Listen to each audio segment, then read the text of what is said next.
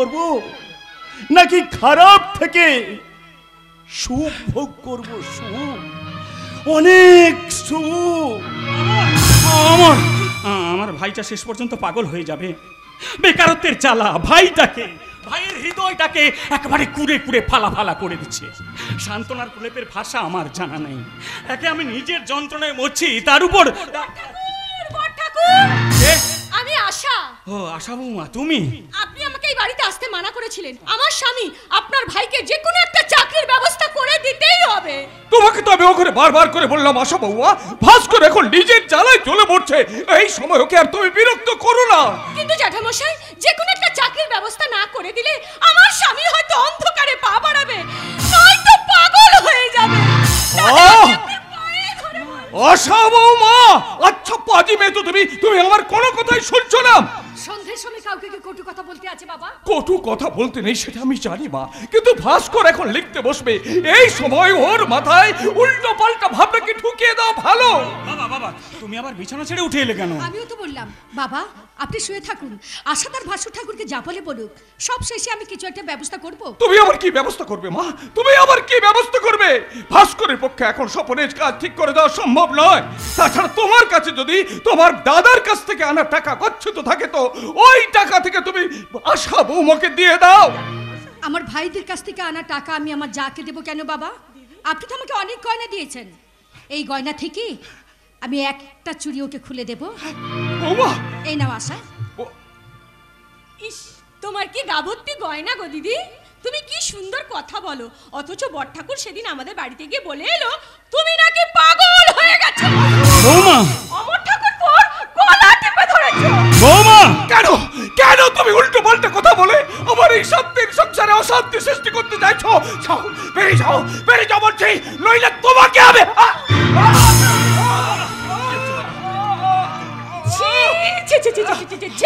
এত বড় লেখক হয়ে জলজান্ত মিথ্যে কথা, ওই জন্য তো আপনার লেখা বই বাজারে চলে না। ভাস্কর বাবা, আশা বৌমা যে কথাটা বলে গেল সে কথাটা কি সত্যি? সত্যি কি তোর কোন বই আজ বাজারে চলছে না? বই না চললে আপনার ছেলে লিখতে বসে কেন বাবা? আজকে তো তুমি তাড়াতাড়ি লিখতে বসবে, আমি বাবাকে নিয়ে ভেতরে যাচ্ছি। চলুন বাবা, আপনি ভেতরে চলুন। মাগো, তুই যার পুত্রবধূ তার কষ্ট কি বেশি সময় থাকে রে মা? চলো মা চল, তুই ঘরে গিয়ে আমার বুকে হাত বুলিয়ে দিলে সব কষ্ট ভালো হয়ে যাবে রে মা, সব কষ্ট ভালো হয়ে যাবে। চল চল চল মা চল। বিপদের মহোৎসব, এক রাস যন্ত্রণার ত্রাহি ত্রাহি কলরব। ওই গণিকা মেয়েটা বাবার ভালোবাসার মণিঘরে স্পর্শ মণি বয়ে বসে আছে। আমি নিরুপায়, আমি মুক্তির কোনো পথ খুঁজে পাচ্ছি না। আচ্ছা ওই মেয়েটাকে যদি বাড়ি থেকে তাড়িয়ে দিয়ে বাবাকে বলি, বাবা তোমার বৌমা বড় লোকের বোন আমার সঙ্গে ঝগড়া করে বাড়ি থেকে পালিয়ে গেছে, না তা কি করে হয়? তাহলে তো আসল সঙ্গীতা নকল সঙ্গীতা সব এক হয়ে যাবে। তাহলে এখন কি হবে? লিখতে বসতে হবে। তুমি? আমি খাতা কলম নিয়ে এসেছি, তুমি লিখতে বসলে ধূপ জ্বেলে দিয়ে আমি তোমার জন্য চা নিয়ে আসবো। না আমি চা খাবো না। কাল যেন লেখাটা কোথায় শেষ করেছিলে? দয়া করে তুমি এখান থেকে যাবে। হ্যাঁ মনে পড়েছে, মানুষের দুটো চোখ, দুটো কান আর একটা মাত্র মুখ। এর মানে প্রত্যেকটা মানুষের উচিত দুবার শোনা, দুবার দেখা, তারপর একবার মাত্র কথা বলা, মানে কারেক্ট কথা বলা। তুমি ইংরাজি বলছো? একটু আগে নজরুলের কবিতা বললে, তুমি কি লেখাপড়া করেছিলে? Time and tide wait for none. সময় এবং স্রোত দাঁড়ায় না। হ্যাঁ আমি লিখবো। সঠিক কথা বলার ভয়ে মানুষ আজ কথা না বলে একটু একটু করে বোবা হয়ে যাচ্ছে, মানে মানসিক বোবা। তাই তো প্রতিভা তো আজ বোবা। সেই জন্যই তো তারাশঙ্কর বন্দ্যোপাধ্যায়ের চণ্ডী মণ্ডপে আজ পঞ্চায়েতের কন্দল, মানিক বন্দ্যোপাধ্যায়ের পদ্মা নদীর মাঝির মুখে রাজনীতির স্লোগান, মানিক বন্দ্যোপাধ্যায়ের পদ্মা নদীর মুখে রাজনীতির স্লোগান। আর আমি লিখতে পারছি না, লজ্জা। এই আমার ভারতবর্ষের স্বাধীনতার লজ্জা। তাই তো আমাকে চিৎকার করে বলতে ইচ্ছে করছে, ঈশ্বর আগুনের পরশমণি ছোঁয়া প্রাণে, এই জীবন পূর্ণ করো, এই জীবন পূর্ণ করো, এই জীবন পূর্ণ করো, এই জীবন পূর্ণ করো দহন দানে, আগুনের পরশ মনি ছোঁয়া প্রাণে। আমার এই দেহ খানি তুলে ধরো, তোমার ওই দেবালয়ে প্রদীপ করো। আমার এই দেহ খানি যে মেয়েটির দিকে তাকে কি দেখছো নিশি? আপনার সাহিত্য পূজার অঙ্গনে এক দেবী মূর্তি। তুমি কি জানো ওর নাম সঙ্গীতা? ওর হাতের ধূপের ধোঁয়ার সঙ্গে মিশিয়ে দিয়ে আমি ওর নাম রাখলাম গীতা। ওকে দেখে তোমার কি মনে হচ্ছে? মনে হচ্ছে কালিদাসের কাব্য মালঞ্চে বিরোহী যক্ষের মতো রেবা নদীর জলে ছায়া পড়া এক জ্যোৎস্না মাখা চক্ষিণী। তুমি তোর আসল পরিচয় জানতে এসেছিলে? এসেছিলাম জামাই বাবু, কিন্তু এখন মনে হচ্ছে আমি ওই পূজারিনীর কাছে এক বিন্দু স্নেহ কিনতে এসেছি।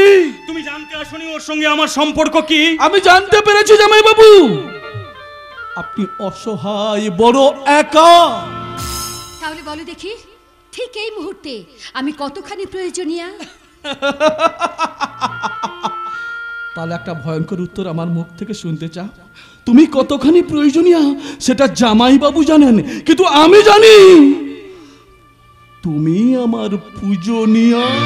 আর এগিয়েও না নিশিত, কারণ ওর আমার মাঝখানে কোনো জনপদের জন্ম হয়নি। মাঝখানে জল থই থই স্রোতস্বিনী নদী।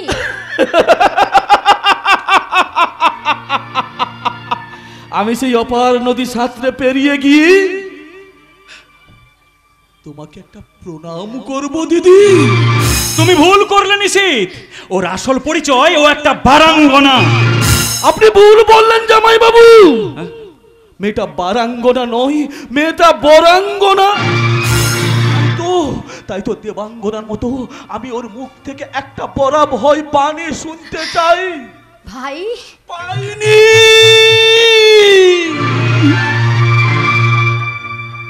পাইনি এমন স্নেহ সম্ভাষণ আমি কোনোদিন কারোর মুখ থেকে শুনতে পাইনি।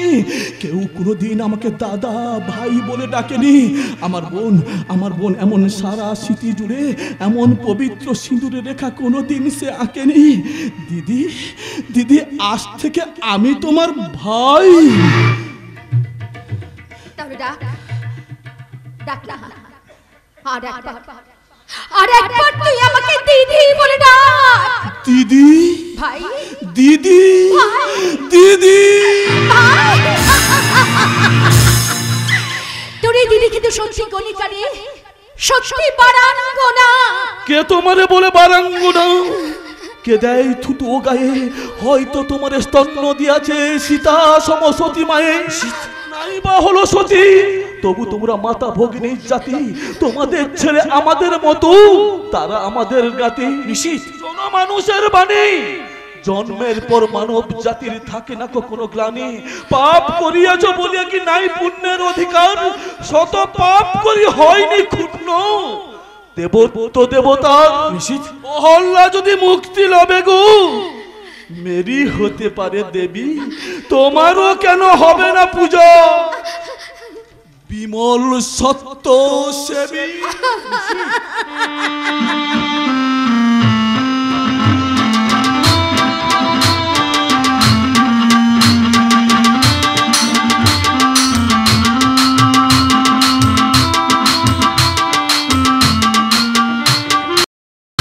হয় চিল, সোনালি ডানার চিল, এই ভিজে মেঘে দুপুরে তুমি আর কেঁদো নাকো, উড়ে উড়ে ধানসিঁড়ি নদীটির পাশে। এটা তো জীবনানন্দ দাশের কবিতা। এই কবিতাটা সে রাস্কেল ভাস্কর আমাকে শুনিয়েছিল ফুলশয্যার রাতে।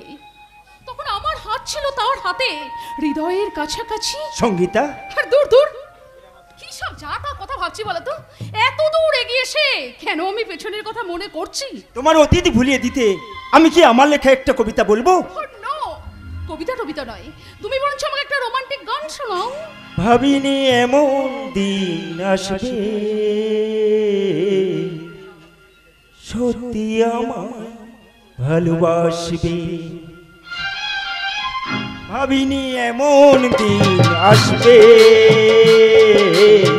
সত্যি আমায় ভালোবাসবে।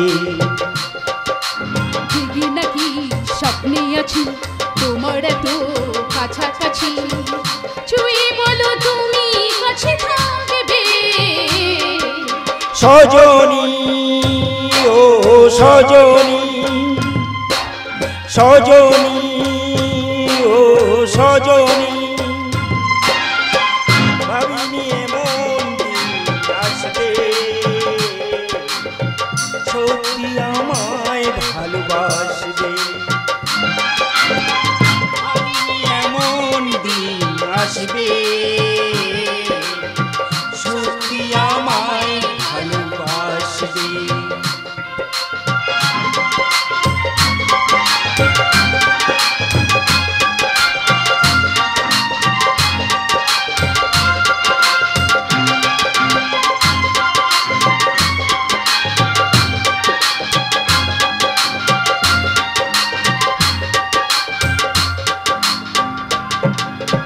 এতদিন ছিল না যে অধিকার, ফিরিয়ে দিলে তুমি যা ছিল আমার।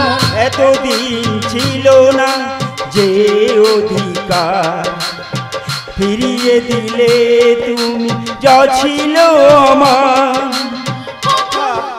দাও কাছাকাছি থাকবে। সজনী ও সজনী, সজনী ও সজনী, ভাবিনি এমন দিন আসবে, সত্যি আমায় ভালোবাসবে। ভাবিনি এমন দিন আসবে, সত্যি আমায় ভালোবাসবে। সত্যি আমায় ভালোবাসবে, সত্যি আমায় ভালোবাসবে। Oh lovely, lovely my dear Sangeeta. Stop it! ভালো লাগছে না, বাড়ি চলো, একটু মদ খেতে হবে। মদ খেলে তুমি যে মাতাল হয়ে যাবে। মাতাল তো আমি হতে চাই।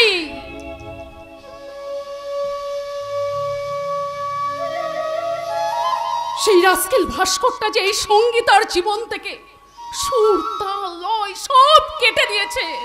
ননসেন্স ভাস্করটা। আবার সেই ভাস্করের নাম। দাগ কেটে বসে আছে যে এই বুকে, সেই দাগ মুছতে সময় লাগবে না? কি হলো, কথা বলো। এখানে নয়, বাড়ি চলো, সেখানে গেলে আমি তোমাকে সব বুঝিয়ে বলবো। এসো।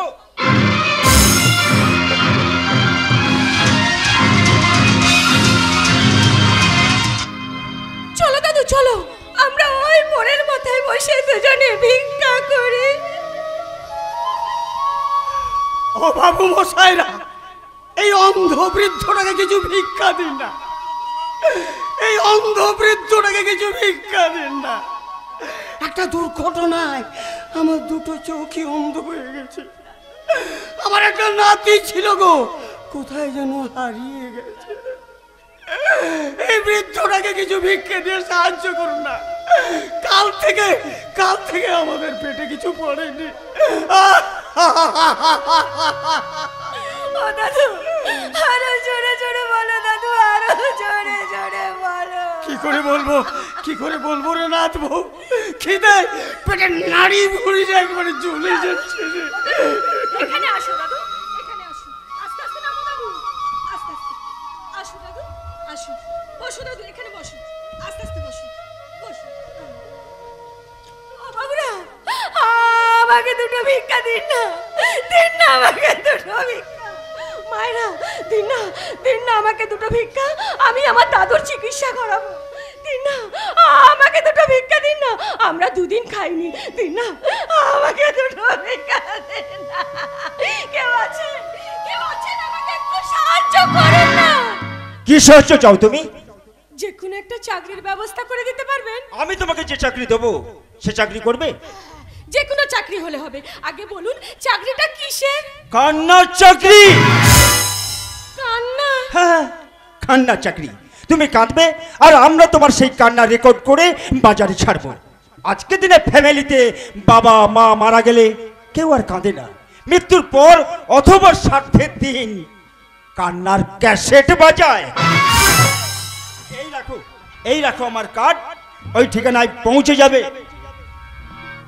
আর দেরি করা যাবে না। দাদু, ও দাদু, দাদু গো, আস্তে আস্তে ওঠো দাদু, ওঠো, ওঠো, ওঠো। কাল সকালেই আমাদের রওনা দিতে হবে।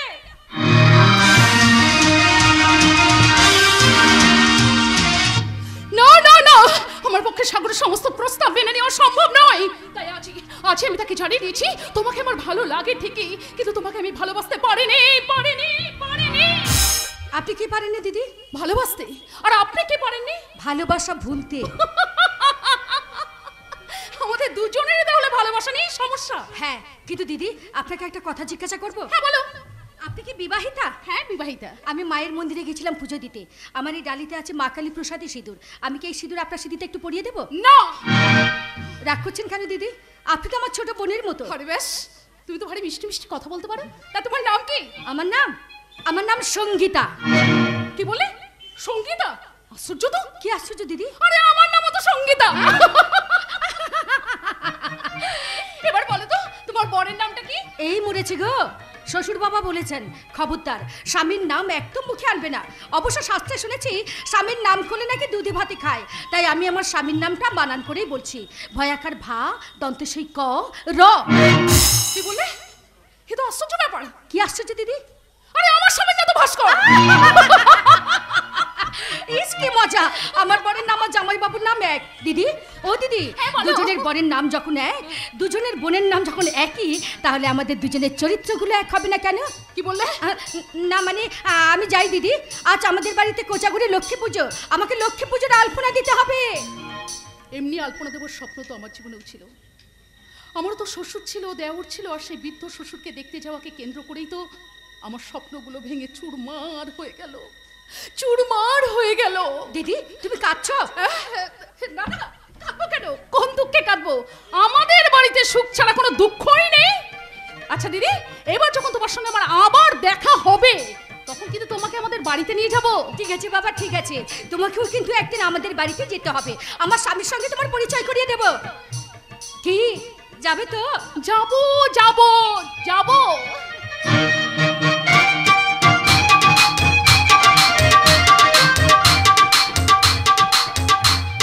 তুমি সাবধানে যাবে ঠাকুরজি, তুমি সাবধানে যাবে। ভগবান তোমার মঙ্গল করুন। হাত রেড়ে তুমি সঙ্গীতাকে শুভেচ্ছা জানালে কেন? ঠাকুরজির সুমতি হয়েছে বলে। পার্বতী, এই তুমি খবর রেখেছো ঠাকুরজি বাড়ি গিয়ে মদ খায়নি? বারে খাইনি, বাড়িতে খাবে। বাড়ি গিয়ে নাও যা দেখেনি। এই মুখার্জি মেনশনে তাকে আমি ক্যাবারেট ডান্স করাবো। না তুমি পারবে না, কারণ ও সাগর রায়কে জানিয়ে দিয়েছে ভালো লাগা আর ভালোবাসা এক কথা নয়। এবং অনেকদিন পর ঠাকুরজিকে আমি কাঁদতে দেখেছি। না,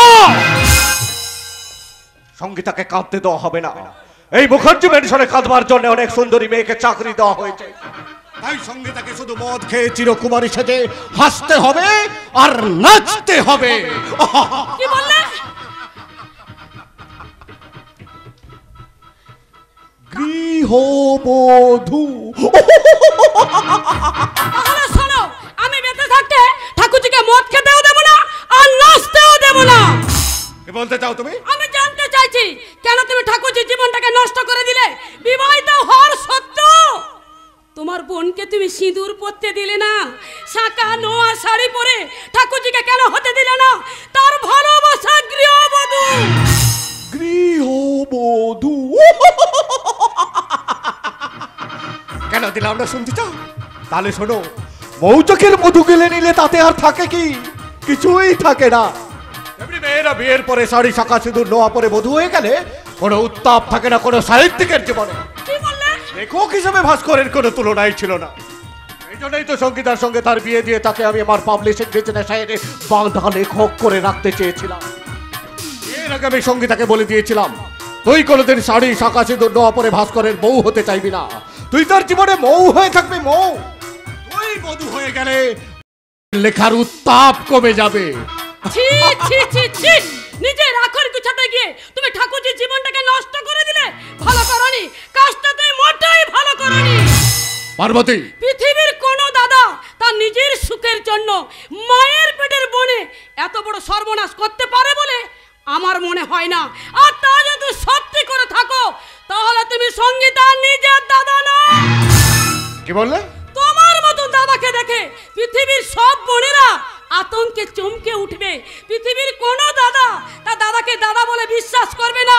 ভাইয়ের কপালে ফোঁটা না দিয়ে জমের কপালে ফোঁটা দিয়ে বলবে, জমের কপালে দিলাম ফোঁটা আর ভাইয়ের কপালে মারলাম ঝাঁটা। খারাপ জাতি বউটাকে আমি গলা টেপে মেরে দেবো। তাহলেও এখন যেমন আমার প্রতিটি কাজে বাধা দিচ্ছে, ভবিষ্যতে আরো বাধা দেবে। শালি শয়তানি সঙ্গীতাকে তার স্বামীর কাছে পাঠাতে চায়। সাগর রায়কে আমি আমার মতো করে তৈরি করেছি ঠিকই, কিন্তু নিশীথকেও আমার বিরুদ্ধে আরো ভয়ঙ্কর ভাবে লেলিয়ে দিতে চায়, কিন্তু পারবে না। বিখ্যাত পাবলিশার অজিত মুখার্জির একটা বোর্ডের চালে ওই শালির কিস্তি মত আমি করে দেব। তারপর মেয়ে মাকড়সা যেমন জাল বলে ছেলে মাকড়সাকে আটকে রাখে, আমিও তেমনি সঙ্গীতাকে লিলিয়ে দিয়ে আরো অনেক অশ্লীল সাহিত্যের লেখকদের ধরে আনবো এই মুখার্জি মেনশনে। তারপর একটা অশ্লীল লেখা লিখবে, তাদের সেই যৌবন সর্বস্ব লেখা দিয়ে আমি উপন্যাস পার করবো, ম্যাগাজিন পার করবো, নানান পত্র পত্রিকায় ছাপা হবে বিজ্ঞান স্বাস্থ্য ভূগোলের নাম করে সেক্সুয়াল স্টোরি। দেশ থেকে আমি আরো উন্নত ধরনের প্রেস মেশিন নিয়ে আসবো, ছাপার কাজ চলবে একসঙ্গে একাধিক প্রেসে। তারপর সেই যৌবন পত্রিকাগুলো হট কেকের মতো বাজারে বিক্রি হবে। এগুলো বাবাকে লুকিয়ে পড়বে ছেলেরা, ছেলে মেয়ে বৌমাদের লুকিয়ে পড়বে বাবা মা শ্বশুর শাশুড়িরা। কলেজে পড়া ছেলে মেয়েরা তাদের বইয়ের ভিতরে কেটে রাখবে ওই উত্তেজক পর্নোগ্রাফি। বিনিময়ে আমার ব্যাংকে জমা হবে কোটি কোটি টাকা। আর আমার ওই বিজনেসের একমাত্র ম্যাগনেট হবে ওই সঙ্গীতা, আমার চির প্রতিদ্বন্দ্বী ভাস্করের হাতটা। মনে পড়েছে অনেকদিন আগে আমি ডাম্পি ডেনকে বলেছিলাম ভাস্করের হাতটা কেটে আনতে, কিন্তু আজও সে ডাম্পি ডাম্পি ডাম্পি এসে গেছে সাহেব। এখন বলেন কি আপনার হুকুম? হাতটা কই? হাতটা হাতটা? হ্যাঁ, ভাস্কর ব্যানার্জির কাটা হাত। ওই লেখক বাবুর হাতটা এখনো কাটা হয়নি সাহেব। কেন কাটা হয়নি ভাস্কর ব্যানার্জির হাত? লেখক বাবু লিখছেন বলে। Shut up! ভাস্কর ব্যানার্জি লিখবে না, সে ভিক্ষা করবে। ভিক্ষে ভিখারি বাবু নবতার বলি রাজার পাশে ভিক্ষা করিয়াছিলেন, লেকিন সেই ভিক্ষার দক্ষিণা দেওয়ার সময় বলি রাজার কি অবস্থা হয়েছিল খেয়াল করিয়াছেন কি সাহেব? কি অবস্থা হয়েছিল বলি রাজা? ভিখারি বাবু নবতার বলি রাজার কাঁধে পা দিয়ে টিপে একদম পাতাল প্রবেশ করিয়ে দিয়েছিল। কি এত সাহস তো? কেন তুই আমার হুকুম পালন করেছিলি? এই ডাম্পি ডেনার কোনোদিন আপনার হুকুম পালন করবে না সাহেব। আমি কি ভুল শুনলাম? নেহি সাহেব নেহি, আপনি ঠিক শুনিয়েছেন। শুনেছি মানে? আজ আমি আপনার নকরি ছড়িয়ে দিলাম। রথে মেরে তোর মুখটা আমি ভেঙে দেবো না ডাম্পি ট্রেন।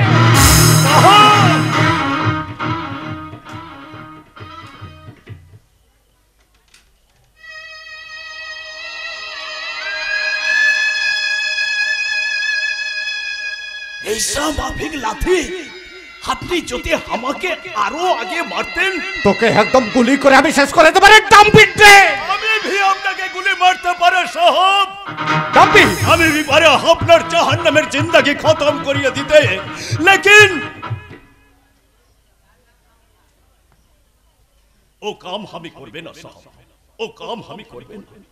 আপনি শয়তান নেমক হারাম আছে বলে আমি আপনার সাথে নেমক হারামি করবে না, কারণ ইতনা রোজ আপনার নেমক খাইয়েছি তো। তাই এই রিভলভার আমি স্বপন বাবুর হাতে তুলে দিয়ে রিক্সা চালাবার কাম করতে চললাম।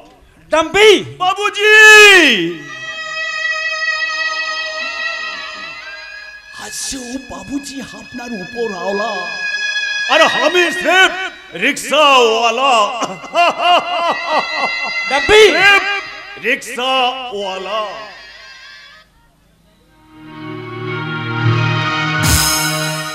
বাপি যে কাজ করতো সে কাজ তুমি করবে? করবো। মানুষ খুন করতে পারবে? মানুষ খুন পারবো।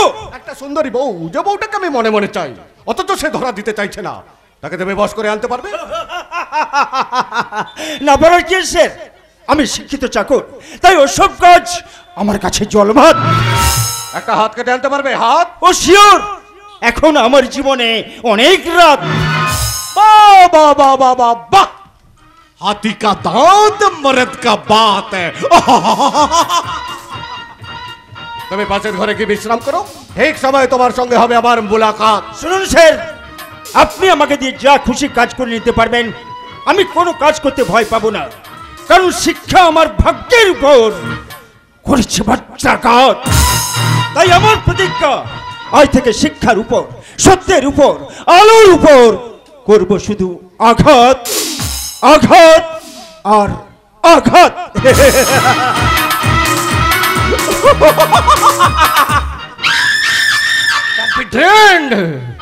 তুমি আমার মাথায় প্রতিহিংসার আগুন জ্বেলে দিয়েছো আমার বুকে রিভলভার তাক করে।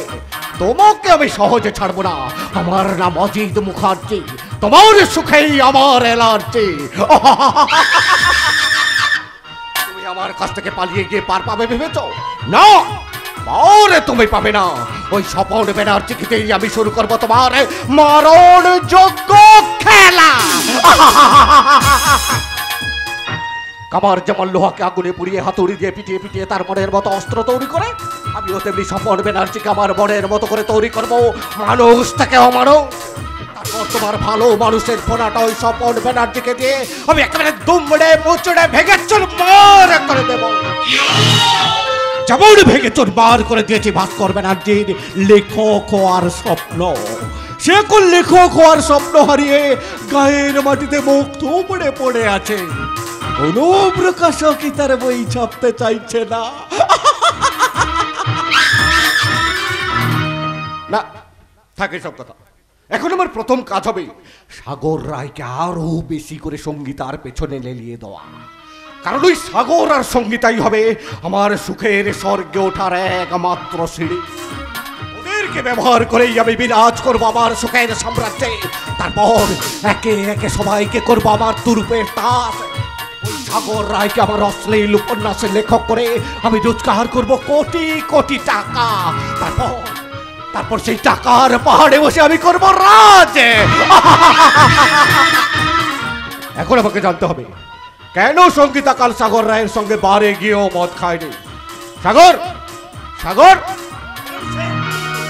প্রশান্ত মহাসাগরে ঢেউ থাকে না, তোমাকে আটলান্টিক মহাসাগর হতে হবে।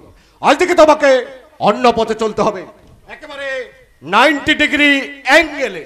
বলেন তো আমি আজ থেকে হয়ে যেতে পারি আটলান্টিক মহাসাগরের বারমুলা ট্রাঙ্গেল?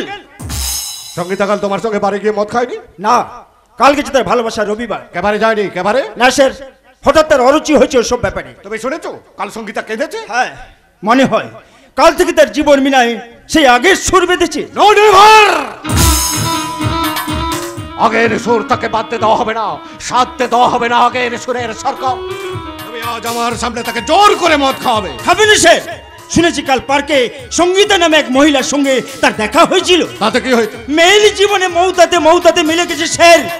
তাই তো সঙ্গীতা আজ আমার সঙ্গে একটি কথাও বলেনি। বলাবে? কথা বলাবে? জোর করে কাছে টেনে নেবে, কারণ ভাস্করের এগেইনস্টে ডিভোর্স শুট করে সঙ্গীতার সঙ্গে আমি তোমার বিয়ে দেব। তাহলে এক কাজ করো মিস্টার প্রকাশক, সাগর বাবুর সঙ্গে সঙ্গীতার বিয়ে দেওয়ার আগে তুমি নিজে আর একটা বিয়ে করে ফেলো। সে তো করবোই রে জানোয়ার। কান্নার চাকরি দেওয়ার ছল করে একটা পাশের বাড়িতে একটা মেয়েকে আটকে রেখেছো কেন? বেশ করেছি, আটকে রেখেছি। সেটা আধুনিক সাহিত্যের প্রয়োজনে। কি আর বলবি সাগর রায়? তোমার অনেক অধ্যত্ব আমি সহ্য করেছি, কিন্তু আর করব না। সে কি নিষেধ বাবু? আমি যে আপনার বোনের হবু বর। একটি চড় মেরে তোমার মুখটা ভেঙে দেবো জানোয়ার। সঙ্গীতা, আজ ভাইফোঁটা, নারী জীবনের সর্বশ্রেষ্ঠ স্নেহের দিন। আজ আমি আমার দুই দাদাকে ফোঁটা দেব, তবে তার আগে এই জানোয়ারটাকে ঘাড় ধাক্কা দিয়ে বাড়ি থেকে বার করে দাও, নইলে নইলে কি করবি তুই?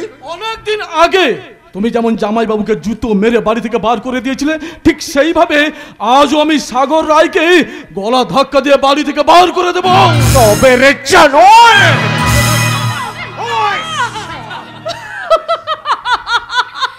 ঠাকুরজি, আজ মুখার্জি মেনশনে ভাইফোঁটা উৎসবের কি ঘন ঘটা। ছোট রে, তুই চুয়া চন্দনের বদলে তোর বোনের হাত থেকে নিয়ে যা বিলেতি মদের ফোঁটা।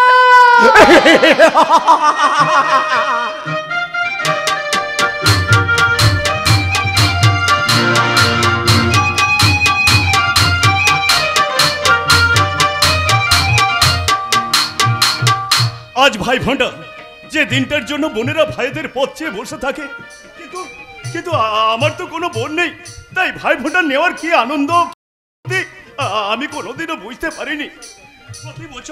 প্রতি বছর এই দিনটাই আমার খুব মন খারাপ করতো, তাই তো মাঠে গিয়ে একা একা প্র্যাকটিস করতাম। কিন্তু বাবা কাল হঠাৎ বললো, অমর কাল তুই খেলতে যাবি না। আমি বললাম, কেন বাবা, বাড়িতে থাকে কি করব? বাবা বলল, তোর বৌদি তোকে ভাই ফোঁটা দেবে।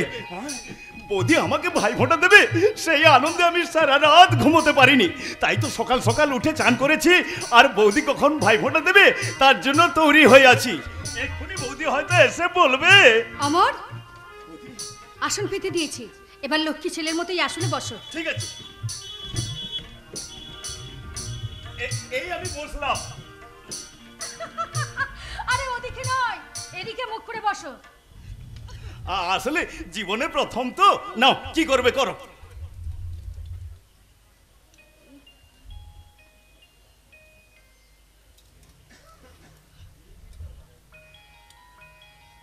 ভাইয়ের কপালে দিলাম ফোঁটা, জমের দুয়ারে পড়লো কাঁটা। যমুনা দেয় জমকে ফোঁটা, আমি দেই আমার ভাইকে ফোঁটা। বাবা, আজ কি আনন্দ দিন বৌমা। ও বৌমা, এই নাও অমরের খাবারের থালাটা, তুমি অমরকে দাও।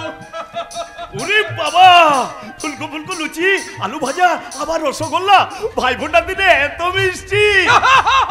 আরে বাবা, হয়েছে, খাওয়া শুরু কর, মাছি বসছে যে। বাবা, আপনার ছেলেকে বলুন ভাই ফোঁটার জন্য আনা নতুন জামা কাপড় অমরকে দিয়ে দিতে। একদম ভুলে গেছি, কাল সকালে এনে দেবো। হ্যাঁ, কি হলো বাবা, আপনারা কথায় কথায় বলতেন আপনার ছেলের নাকি ভুল হয় না, এবার ভুল হলো তো? বৌমা, বাবার কাছে ছেলে যেমন কোনোদিন বড় হয় না, তেমনি ছেলের ভুলও বাবার চোখে ধরা পড়ে না বৌমা। বাবা, এ কথা তুমি এখন বুঝতে পারবে না বৌমা, যখন তোমার ছেলে হবে তখন তুমি সব কিছু বুঝতে পারবে। কি সব উল্টোপাল্টা কথা বলছো বাবা? কেন বলবে না দাদা, কেন বলবে না? বাবার মনে কি কম দুঃখ? বাবা তো সবাইকেই বলে। কি বলে? বাপের বয়সী সব লোকেরাই তো নাতি নাতিনির ঠাকুর দাদা হয়েছে, শুধু আমি এখনো নাতি নাতনির মুখ দেখতে পেলাম না। কি বাবা, তোমার কথাটা বলে দিয়ে ভালো করিনি? বাবা, আমি একটু কাজে যাচ্ছি বাবা। তোর তো অনেক কাজ, বৌমার তো কাজের শেষ নেই।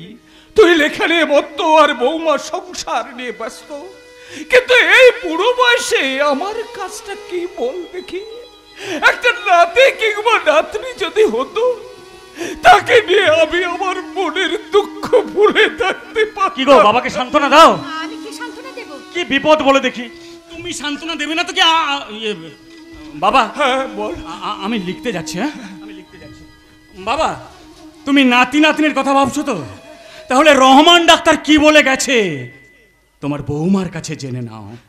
বৌমা, বৌমা, ওই রহমান ডাক্তার বাচ্চা কাচ্চা হওয়ার ব্যাপারে কি বলেছে বৌমা? বলো বলো। রহমান ডাক্তার বলেছে। কি হলো বৌমা, কথাটা শুরু করে তুমি শেষ করলে না কেন? না মানে তোমাদের দুই মানুষের কথার মানে আমি বুঝতে পারি না বাবু। কিছুদিন আগে পর্যন্ত দেখেছি প্রত্যেক দিন রাত্রে তোমাদের স্বামী স্ত্রীর ঝগড়া, অথচ দিনের বেলায় ঝগড়ার কোনো চিহ্ন মাত্র থাকে না। যেমন হাসি তেমন খুশি, তেমন সহজ সরল কথাবার্তা। আচ্ছা বৌমা, কি নিয়ে তোমাদের ঝগড়া হতো বলো দেখি? আগে লেখা নিয়ে। আরে লেখে তো ভাস্কো, তাতে তোমার আবার ঝগড়া করার কি আছে? ওই যে লেখা নিয়ে নানা তর্ক বিতর্ক। এই জন্য আমি বেশ বুঝতে পারছি তোমার কোলে এই কারণেই কোনো ছেলে পুলে আসছে না। আমি যাই বাবা। যাবে, তা তো যাবেই। এই বুড়ো শ্বশুরের কাছ থেকে পালিয়ে যাবে। বলি যে বয়সে যে কাজ করার কথা তা না করলে সংসার করার মানেটা কি বলো তো?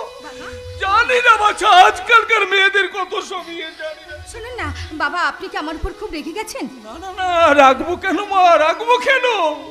রাগের আর দোষ কি? তোমার বাচ্চা কাচ্চা হওয়ার কথা না হলে আমি বাদই দিলাম, কিন্তু এই ভাই ফোটার দিনে তোমার দুটো ভাই থাকতে একটা ভাইও ফোটা নিতে এলো না। বড় লোকের ব্যাপার স্যাপার তো, ভাই ফোটার দিনে একমাত্র বোনের কথা তাদের মনে থাকে না। আর তুমি বা কিরকম মেয়ে বৌমা? এই ভাই ফোটার দিনে ভাইদের মুখগুলো কি তোমার একবার মনে পড়ে না বৌমা? একবারও মনে পড়ে না?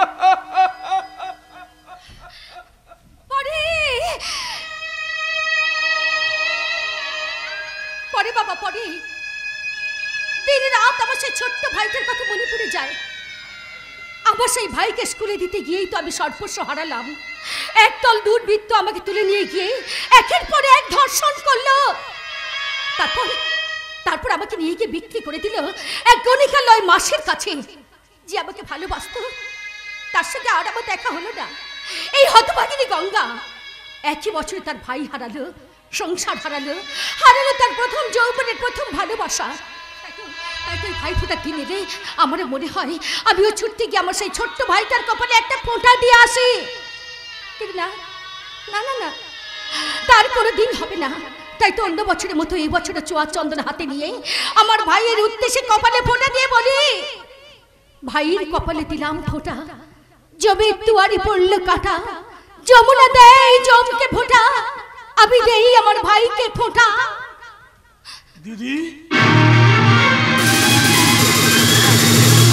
নিশিত, নিশিত, সত্যি সত্যি তুই আমার হাত থেকে ভাই ফোঁটা নিলি? তুই দিলি বলেই তো আমি নিলাম রে দিদি। তাহলে দাদা, হয়তো চিরদিনের জন্য নয়, তবু তো কিছুক্ষণের জন্য আমি যাকে পেলাম। এবারে সকলকে আমি ডেকে দেখাই, বাবা, ঠাকুরপো, তোমরা ছুটে এসে দেখে যাও, আমার ভাই এসেছে। ভাই, সে আজ আমার হাত থেকে ভাই ফোঁটা নিয়েছে। এতদিন পরে ভাই বোনকে একসঙ্গে দেখে আমার যে কি আনন্দ হচ্ছে, আমি তো ভাষায় প্রকাশ করতে পারছি না। নিশিত, প্রণাম কর, উনি আমার শ্বশুর বাবা। দিদি, দিদি, উনি যখন তোর বাবা তখন আমারও বাবা। এসো এসো বাবা, এসো, দীর্ঘজীবী হও বাবা, দীর্ঘজীবী হও। হ্যাঁ বাবা, তুমি আমার মুখের দিকে এমন করে তাকিয়ে আছো কেন? আপনার মধ্যে যে আমি আমার বাবাকে খুঁজে পাচ্ছি। আচ্ছা আচ্ছা, আমি যদি আর কোনোদিন আপনাকে ছেড়ে না যাই, নিশিত, তুই বিশ্বাস করতে দিই, আমার বাবা ঠিক এইভাবে পূজারীর পোশাক পরে থাকতো। আমি যত দেখতাম, আমার যেন আশা মিটতো না। বৌমা, বৌমা, তোমরা তো দুজনই একই মায়ের পেটের ভাই বোন, কিন্তু কিন্তু তোমার ভাই একটু আগে বললো, তুই বিশ্বাস কর দিদি, এই কথাটা মানেটা কি বলো তো? ব্যাপারটা কি বলো? ব্যাপারটা তুমি এখনো বুঝতে পারো না বাবা?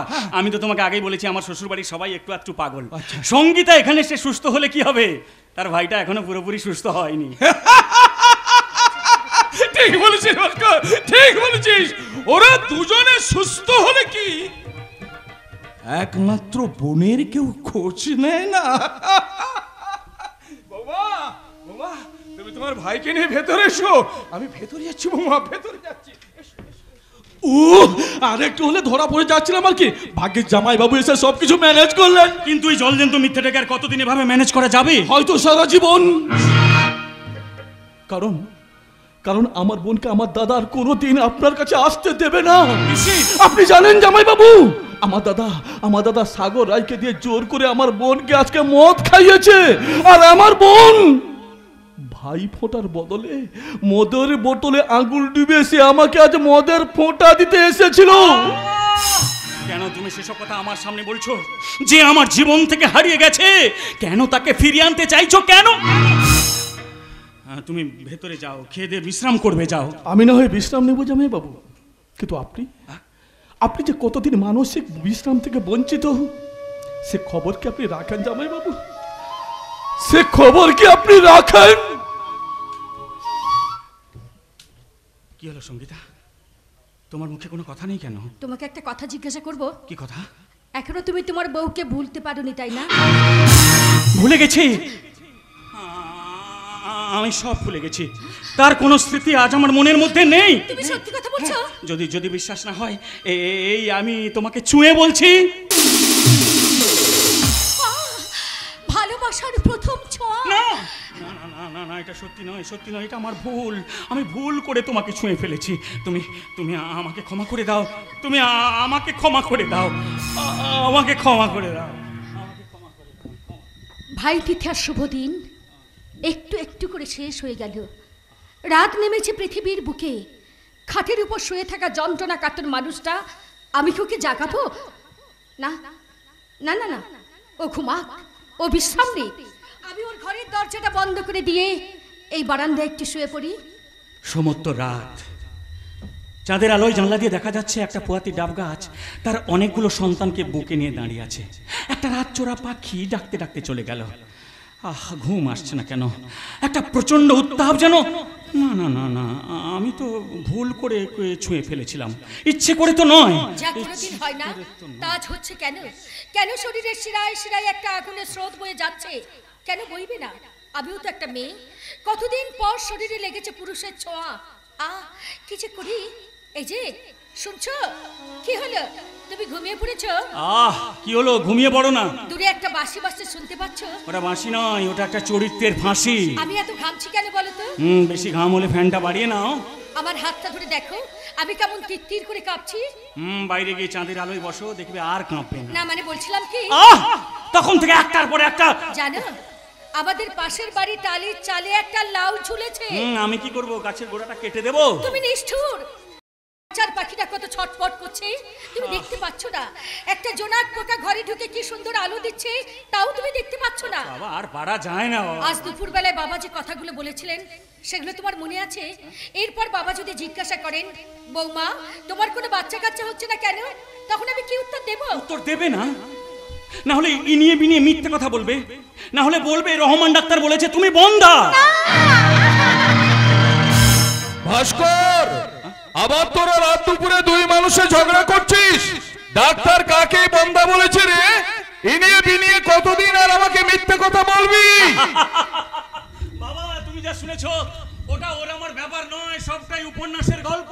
তাহলে শোন ভাস্কর, যে উপন্যাসের তর্ক বিতর্কে বাবার ঘুম ভেঙে যায়, ঘরে ঢোকা জোনাক পোকার আলো চোখে পড়ে না, টালির চালে লাউ গাছের কথা লেখা থাকে, তোর সেই উপন্যাস এবার শ্রেষ্ঠ পুরস্কার পাবে পাবে পাবে। বাবা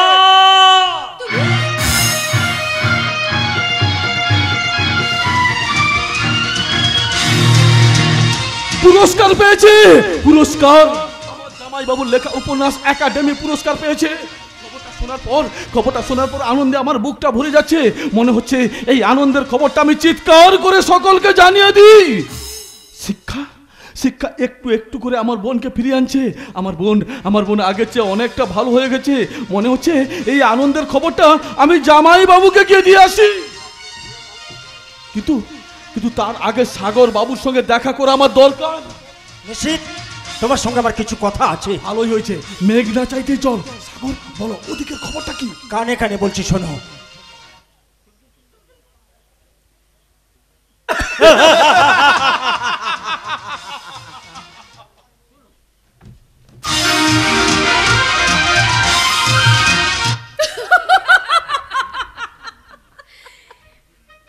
এসো ভাই এসো, তোমার দুজনকে কেউ দেখে পেল না ঠাকুরজি? না বৌদি, আমি এবারে সবার চোখকে ফাঁকি দিয়ে আমার বান্ধবীকে সঙ্গে নিয়ে তোমার কাছে চলে এলাম। এসো ভাই এসো, তোমার দুই বান্ধবীকে দেখে আমি খুব আনন্দ পেয়েছি। কিন্তু আরো আনন্দ পাবেন আমাদের দুই স্বামীর নাম এক শুনে। হ্যাঁ বৌদি, তাই আজও সেই একই জায়গায় আমাদের আবার দেখা হয়ে গেল। তাই আমার বান্ধবী সঙ্গীতাকে সঙ্গে নিয়ে তোমার কাছে চলে এলাম। বেশ করেছো ভাই, এই প্যাকেটে কি আছে? প্যাকেটে জামা কাপড় আছে। হ্যাঁ গো বৌদি, মার্কেটিং করতে গিয়েই তো দেখা হয়ে গেল। ভাই এত সব কি কিনেছো ভাই? জামা প্যান্ট, ধুতি, পাঞ্জাবি। আমার ঠাকুরপোর জামা প্যান্টের পিস। আমার ঠাকুরপোর জন্মদিন তো তাই। আচ্ছা বৌদি, আপনার ঠাকুরজি শ্বশুর বাড়ি যায় না কেন গো? খুব তাড়াতাড়ি যাবে যাবে যাবে, খুব তাড়াতাড়ি শ্বশুর বাড়ি যাবে। ঠাকুর জামে একটা পুরস্কার পেয়েছে তো। আশ্চর্য তো। আরে হলো। আরে আমার স্বামীও তো একটা ভালো পুরস্কার পেয়েছে। এবার আমার স্বামীও পাবে। কি পাবে? সারা দেশের লোকের কাছ থেকে ঘৃণা, থুতকার আর তিরস্কার। সঙ্গীতাদি, হ্যাঁ, তোমার বলো। দাদা কি করে গো? আমার দাদার কথা বাদ দাও তো, তোমার স্বামীর কথা বলো। তোমার স্বামী তোমাকে কতখানি ভালোবাসে? যতখানি ভালোবাসা উচিত। তোমার স্বামীর সঙ্গে তুমি বেড়াতে যাও? মাঝে মাঝে কখনো কখনো। তোমার স্বামী কি কি করতে ভালোবাসে? অনেক কিছু। যেমন? ভাবতে। আমার স্বামীও তো লেখার ব্যাপারে কত ভাবতো। লেখা আটকে গেলে প্রশ্নের পর প্রশ্ন করতো। বাবাকে ভালোবাসতো, ভাইকে ভালোবাসতো, আর তার সেই অসুস্থ বাবাকে দেখতে যাওয়াকে কেন্দ্র করেই তো আমার সঙ্গে ছাড়াছাড়িটা হয়েই গেল। সঙ্গীতাদি তার স্বামীকে ছেড়ে বাপের বাড়িতে পড়ে আছে কি করে? জামাইবাবু তোর বিয়ে করা স্বামী, আমার স্বামীর মতো তো আর সিঁদুর পরিয়ে দেওয়ার স্বামী নয়। নলছয় করে দিয়েছে আমার জীবনটা আমার অমানুষ দাদা। এখন কাঁদা ছাড়া আমার কোনো পথ নেই। কিন্তু আমার এই দুঃখের কথা আমি কাউকে বলতে পারি না। আমার সুখের কথা আমি কাকে বলবো আমি ভেবেই পাই না। আমার অতীতের দুঃখ আমি সব ভুলে গেছি, আর আমি অতীতে ফিরে যেতে চাই না। এখন আমি আমার অতীত জীবনে ফিরে যেতে চাই। আমার বর্তমান কত মধুর। আমার বর্তমান শুধু তেতো তেতো আর তেতো, কিন্তু ভবিষ্যৎ না না। কেন মিথ্যে ভবিষ্যতের কথা ভাবছি? আমি জানি উনি আমাকে মনে মনে স্ত্রী বলে মেনে নিয়েছেন, কিন্তু মুখে বলতে পারছেন না। আমার স্বামী আমাকে মন থেকে মুছে ফেলেছেন। আজ সে মনে আমার স্থান নেই। আমি সিঁদুর না মেনে স্বামীকে তো মানতে চেয়েছিলাম। আমার এই শীতের সিঁদুরি তো আমার স্বামীকে আমার কাছে এনে দেবে। কি হলো? কি ভাবছো? আমি তো আমার স্বামীর কথা ভাবছিলাম। আমিও আমার স্বামীর কথা ভাবছিলাম। আচ্ছা সঙ্গীতাদি, তোমার স্বামীর সঙ্গে তোমার প্রেমটা খুব গভীর, তাই না? প্রথম প্রথম তেমন একটা ছিল না, আর এখন চোখেই হারায় না। আচ্ছা সঙ্গীতাদি, আমি যদি 2-1 দিনের মধ্যে তোমাদের বাড়িতে যাই? সে তো যেতেই হবে দিদি। এই দেখো আমার দেওরের জন্মদিনের নেমন্তন্ন কার্ড আমি তোমার জন্যই নিয়ে এসেছি। Good luck. তোমার দেওরের জন্মদিনেও যাওয়া হবে, আর তোমার বরের সাথেও আমার দেখাটা হয়ে যাবে। আজ তাহলে আমি চলি। এসো ভাই। ও হ্যাঁ, সম্ভব হলে তোমার বরকেও নিয়ে যাবে। কিন্তু বর মেয়েদের জীবনে একটা স্বর্গীয় শব্দ, স্বপ্নের শব্দ। অথচ আমার দাদা সেই বর শব্দটাকে আমার কাছে বর বর বানিয়ে দিয়েছে। কিন্তু না, আমি আর দাদার কথা শুনবো না। ওই সঙ্গীতা আমার জীবনের ভুল ভাঙিয়ে দিয়ে গেছে। আমি আমার একাডেমি পুরস্কার প্রাপ্ত স্বামীর কাছে ফিরে যাব। ঠাকুরজি, ঠাকুর জামাই ভালো পুরস্কার পেয়েছে, এই খবরটা শুনে তোমার দাদা পাগলের মতন ওদিকে ছুটে আসছে। অসুখ ছুটে আজ সে অমানুষ তার মুখোমুখি আমি দাঁড়াবো। তুমি তোমার ভুল বুঝতে পেরেছো ঠাকুরজি, তাই তুমি ঝড়ের সামনে দাঁড়াতে পারবে না। কেন বৌদি? পাহাড় কি ঝড়ের সামনে দাঁড়ায় না? ঠাকুরজি, নীল আকাশ কি ঝড়ের কোনো ক্ষতি করতে পারে? ঠাকুরজি, তুমি ঠিক কথা বলেছো। তোমার দাদার সামনে বুক টান করে বলবে, কেন তোমার স্বার্থের জন্য তুমি আমাকে হাতের খেলার পুতুল করে রেখেছো। হ্যাঁ হ্যাঁ আমি বলবো। কেন তুমি আমার শরীর দর্পণে ফেলতে চেয়েছিলে সাগর রায়ের ছায়া? আমি একাডেমি পুরস্কার প্রাপ্ত আমার স্বামীর কাছে ফিরে যাব। তার আগে সেই শহরের বাচ্চা ভাস্কর ব্যানার্জিকে আমি গুলি করে মারবো। কেন মারবে? আর তুমি তার কাছে হেরে গেছো বলে? কি বললি? ঠাকুরজি বলেনি সারা দেশের লোকের কাছ থেকে খবর কাগজ পড়ে ঠাকুর জামাই নামে ধন্যি ধন্যি করছে, আর এক বাক্যে বলছে তুমি হেরে গেছো, হেরে গেছো, হেরে গেছো। না, আমি হারিনি। অজিত মুখার্জি হারবার জন্য জন্মায়নি। আমার এক বেঈমান প্রকাশক বন্ধু লুকিয়ে লুকিয়ে তার উপন্যাস ছেপে তাকে পুরস্কার পাইয়ে দিয়েছে। আমিও সাগর রায়ের 3 খানা উপন্যাস পর পর ছেপে তাকে আমি জ্ঞানপীঠ পুরস্কার পাইয়ে দেব। জ্ঞানপীঠ পুরস্কার? হ্যাঁ, জ্ঞানপীঠ পুরস্কার। যে পুরস্কার তারাশঙ্কর বন্দ্যোপাধ্যায় পেয়েছিলেন, আশাপূর্ণা দেবী পেয়েছিলেন, সেই পুরস্কার আমি সাগর রায়কে পাইয়ে দিয়ে তাকে এই যুগের শ্রেষ্ঠ সাহিত্যিক বলে প্রমাণিত করব। জ্ঞানপীঠ পুরস্কার নয় দেবন, আমার টাকার কুমির দাদা টাকার জোরে সাগর রায়কে পাইয়ে দেবে অজ্ঞানপীঠ পুরস্কার। চুপকর চরিত্রহীন। চরিত্রহীন আমি নই, চরিত্রহীন তুমি। তাই একটা যুবতী বউকে চাকরি দিয়ে তুমি তোমার অফিস ঘরে আটকে রেখেছো। একটা বেকার শিক্ষিত যুবককে ড্রাম পিডেনের পোস্টে নিয়োগ করে তার হাতে তুলে দিয়েছো আগ্নেয় অস্ত্র। বেশ করেছিলেন জানো। Be careful mister Ajit Mukherjee. আর একটা বাজে কথা বললে আমি কিন্তু তোমাকে সহজে ছেড়ে দেব না। কি করবে? কি করবে নিশিত? পুলিশে খবর দেবে? পুলিশ তো মিস্টার মুখার্জির কেনা। রাজ্যের বড় বড় আমলারা মিস্টার মুখার্জির চেনা। অফকোর্স, প্রতি মাসে আমি তাদেরকে মাসোহারা দিই, আর সেই চর্চাই আমি দিনকে রাত করব। ভাস্কর ব্যানার্জি যে পুরস্কার পেয়েছে তার চেয়ে শ্রেষ্ঠ পুরস্কার আমি তোমার হাতে তুলে দেব। মিস্টার বাবুর হাতে আপনার পত্রিকাগুলো তুলে দিন, বাবু একবার ভালো করে পড়ুন। ও শিওর, পড়বেনই তো। আমার 3টে লেখার ছন্দ পড়ে মনে মনে উনি দ্বন্দ্ব অনুভব করবেন, ঠিক করতে পারবেন না কোন লেখাটা আগে ছাপবেন। তারপরে ভেবেই পাবেন না সেই বই বিক্রির টাকাগুলো কোন দাড়ি পাল্লায় মাপবেন।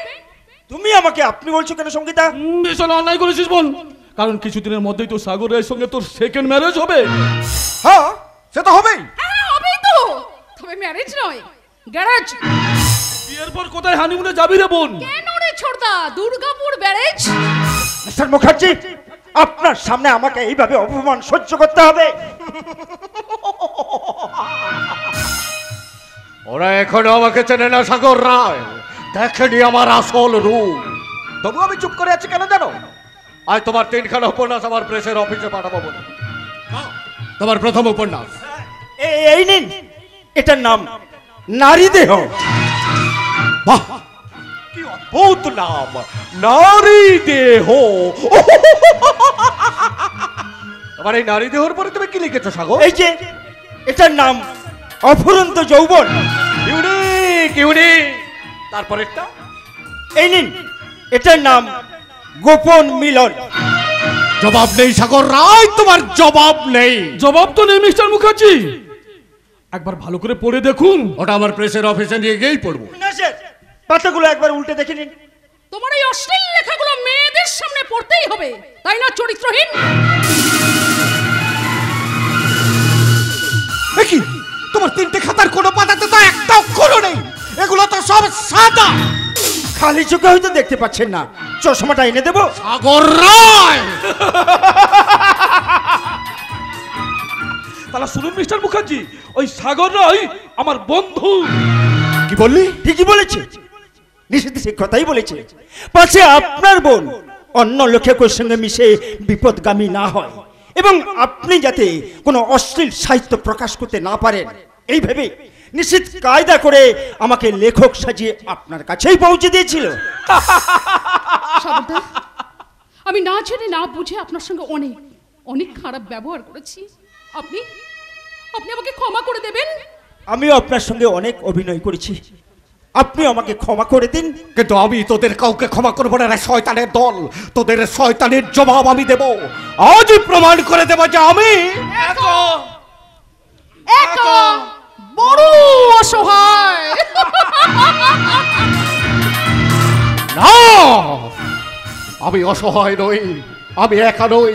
আমার অসংখ্য কর্মচারী আছে, বড় বড় ব্যবসায়ী বন্ধু আছে, আর আছে আমার দেহরক্ষী স্বপন, যাকে তৈরি করে আমার হাতের খেলার পুতুল করে। সাগর রায়, তুমি আমার সঙ্গে ভালোই খেলা খেললে। তুমি আমার বিশ্বাসে বিষ দিয়েছ, আমার বিশ্বাসে বিষ দিয়ে তুমি আমার ব্যবসার চরম সর্বনাশ করেছ। ঋষিদের সঙ্গে যুক্তি করে যে খেলাটা তুমি আমার সঙ্গে খেললে, এবার তার চেয়ে বড় খেলা আমি তোমার সঙ্গে খেলবো। তখন তোমাকে কে বাঁচাবে? ওই ঋষি পারবে না। বিখ্যাত পাবলিশার অজিত মুখার্জির একটা বোর্ডের চালে তুমি শালা একেবারে কাত হয়ে যাবে, কাত। ঋষিদের সঙ্গে যুক্তি করে যে খেলাটা তুমি আমার সঙ্গে খেললে, এবার তার চেয়ে বড় খেলা খেলে তোকে আমি মাঠের বাইরে বারে করে দেব।